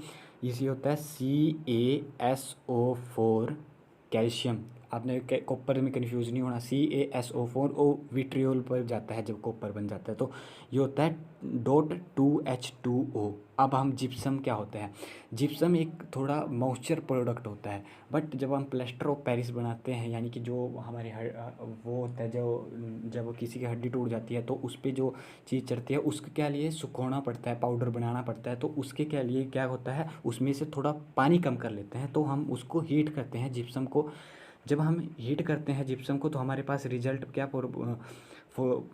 प्रोडक्ट फॉर्म होता है CaSO4, यानी कि उसमें से जो 1.5 गुना पानी है वो निकल जाता है, यानी कि ½ H2O बच जाता है, बाकी 1.5 गुना पानी दो में से निकल जाता है। यानी कि प्लास्टर ऑफ पेरिस का फॉर्मूला होगा CaSO4 इंटू ½ H2O। और हमारे पास जिप्सम का फॉर्मूला होगा CaSO4.2H2O। अब एक क्वेश्चन और बनता है कि जैसे इसमें ऑप्शन दे रखा है बॉक्साइड, बॉक्साइड होता है हमारे पास, बॉक्साइड और है एल्युमिनियम का, एल्युमिनियम और है, और आपने जो भी और है उनको रिवाइज कर लेना है एल्युमिनियम से रिलेटेड।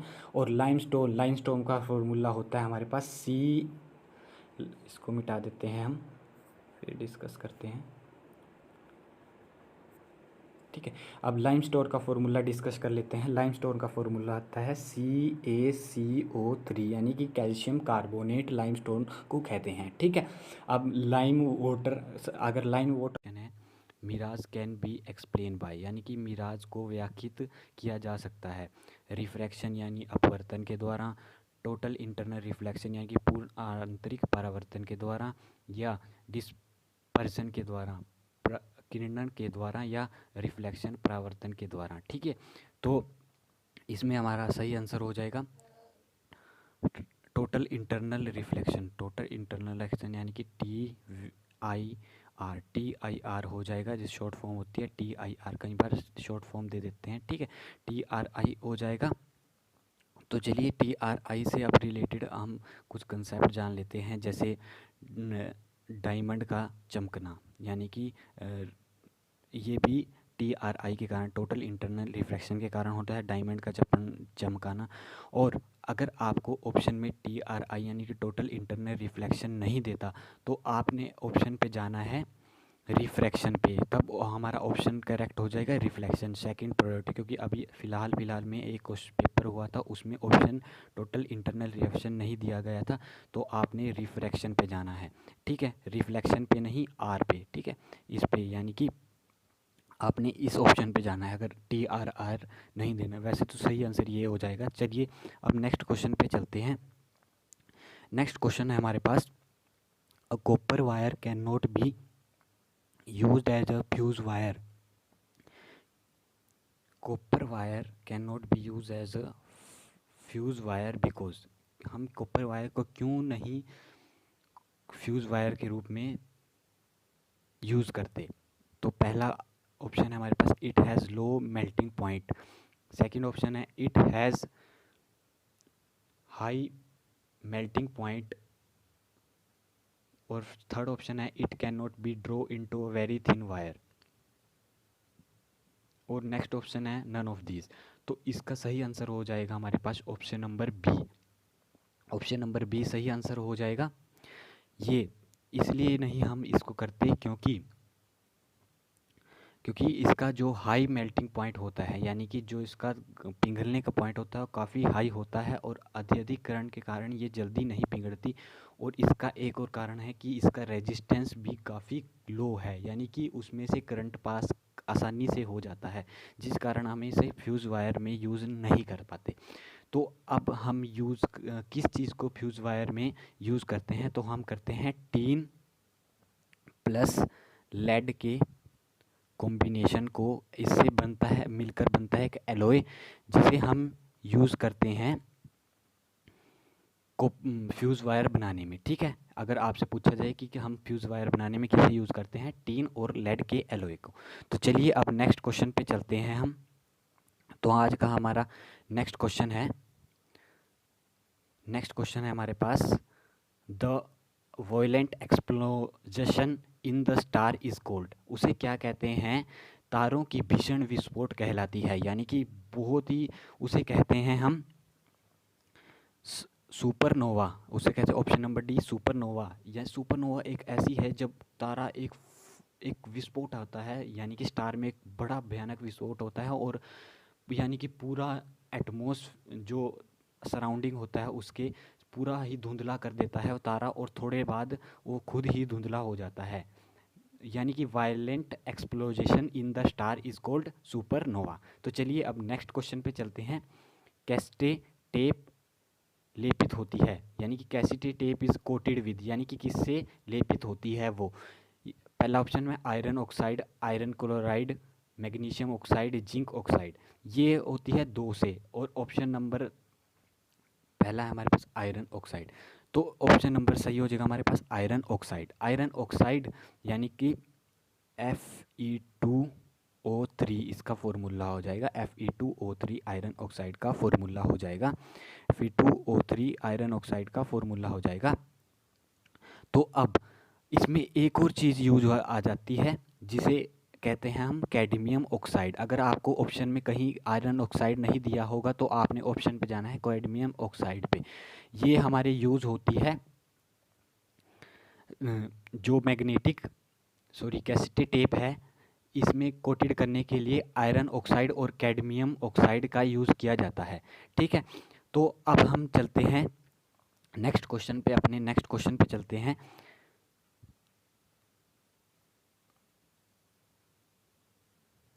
नेक्स्ट क्वेश्चन है हमारे पास प्रोडक्शन ऑफ गोबर गैस इन्वॉल्व्स, यानी कि गोबर गैस उत्पादन में होता है किस प्रोसेस के कारण गोबर गैस इन्वॉल्व होता है, गोबर गैस में कौन सी प्रोसेस होती है। तो ये होती है हमारे पास फ्रेगमेंटेशन, किण्वन, यानी कि किण्वन एक प्रोसेस है। और आपसे ये भी क्वेश्चन पूछा जा सकता है कि गोबर गैस में मेनली कौन सी गैस यूज़ होती है। ठीक है, इसमें मेनली होती है मीथेन CH4, जिसका फॉर्मूला होता है CH4। मेनली इसमें मीथेन होती है CH4। तो चलिए अब नेक्स्ट क्वेश्चन पे चलते हैं।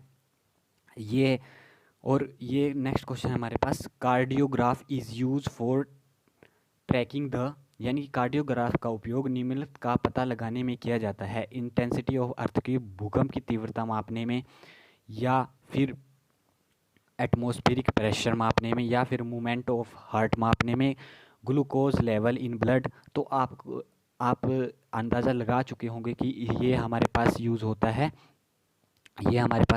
है मूवमेंट ऑफ हार्ट नापने के लिए। मोमेंटम ऑफ हार्ट आपने देखा होगा कि कार्डियोग्राफ चलता रहता है, जब भी कोई वहाँ पे अगर सीरियस है कोई तो उसमें कार्डियोग्राफ लगा दिया जाता है, और उसमें ऐसे वेव से टाइप में चलता आ जाता है हॉस्पिटल में। तो इंटेंसिटी ऑफ अर्थग्राफ सिस्मोग्राफ में मापी जाती है। इंटेंसिव अर्थक्वेक की तीव्रता सिस्मोग्राफ में मापी जाती है, जिसे सिस्मोग्राफ कहते हैं। और रिक्टर स्केल होता है जिस पे इसकी तीव्रता मापते हैं, ठीक है। और उसे जो ग्राफ प्लॉट होता है उसे सिस्मोग्राफ कहते हैं, ठीक है। अब कार्डियोग्राफी आपका, क्योंकि हार्ट की study of heart is cardiology कहलाते हैं, स्टडी ऑफ हार्ट को कहते हैं हम कार्डियोलॉजी। तो चलिए अब नेक्स्ट क्वेश्चन पे चलते हैं, जो कि हमारा आज का लास्ट क्वेश्चन है। Seaweeds are an important source of, यानी कि समुद्री अपरतरण एक महत्वपूर्ण स्रोत है। किसका स्रोत है? तो ये हमारे पास सही आंसर हो जाएगा आयोडीन। इसमें ये सोर्स होता है, जिंक का भी होता है, आयरन का भी होता है और कॉपर का भी होता है, बट मेजर अमाउंट में इसमें सी वीड्स में समुद्री अपतरण में आयोडीन प्रेजेंट होता है। तो हमारा सही आंसर हो जाएगा आयोडीन। अगर ऑप्शन में आयोडीन नहीं दिया हो जाता है तो आप फिर आयरन या फिर जिंक या फिर कॉपर पे जाएंगे, क्योंकि आयोडीन हमारे पास, और ये हमारे पास ब्रेन डेवलपमेंट और हमारे ब्रेन डेवलप